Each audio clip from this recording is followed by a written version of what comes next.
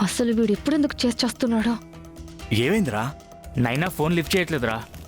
మళ్ళీ ట్రై చేసి చూడరా. ఓకే.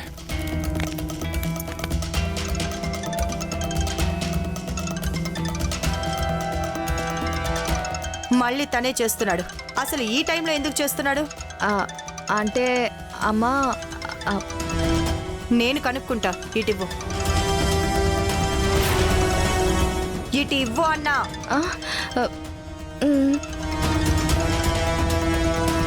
ఒకసారి టివ్వు, నేను ట్రై చేస్తాను.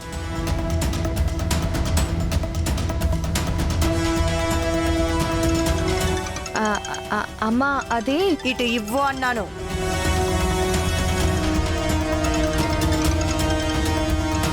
నైనా దేనికే అంత టెన్షన్ పడుతున్నావు? ఆ తోలు బొమ్మలు దాని సంగతి చూడమని వాడికి చెప్పాను. ఇప్పుడు ఆ సంగతి అమ్మకి తెలిస్తే నా పరిస్థితి ఏంటో. హలో హలో నాయనా, ఏంటి ఫోన్ లిఫ్ట్ చేయవు? ఎన్నిసార్లు చేయాలి నీకు? నువ్వు చెప్పిన పని అయిపోయింది, ఇంకా నువ్వు కూల్గా ఉండు. ఎవరు నువ్వు? ఏం మాట్లాడుతున్నావు? నైనా ఏం చెప్పింది?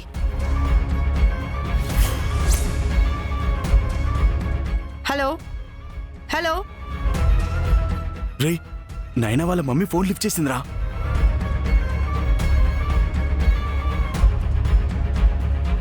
నైనా నువ్వు చెప్పింది చేశామన్నాడు.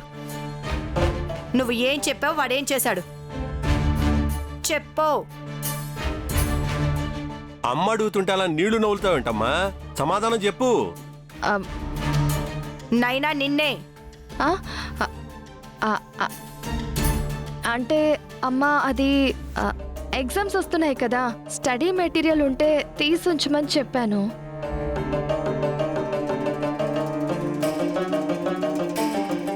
వాళ్ళు సరే అన్నారు. అది చెప్పడానికే కాల్ చేస్తుంటారు. అవునత్తయ్య. అయితే మాత్రం రేపు ఎటు కాలేజ్కి వెళ్తారు కదా, అక్కడ మాట్లాడుకోవచ్చుగా. ఇలా ఈ టైంలో పర్సనల్గా ఫోన్ చేసి చెప్పాల్సిన అవసరం ఏంటి? అసలు మీరిద్దరు ఎందుకు వాడికి ఆ చనివిచ్చారు? ఇది మరీ బాగుంది. ఈ కాలంలో ఇవన్నీ కామన్ కదా.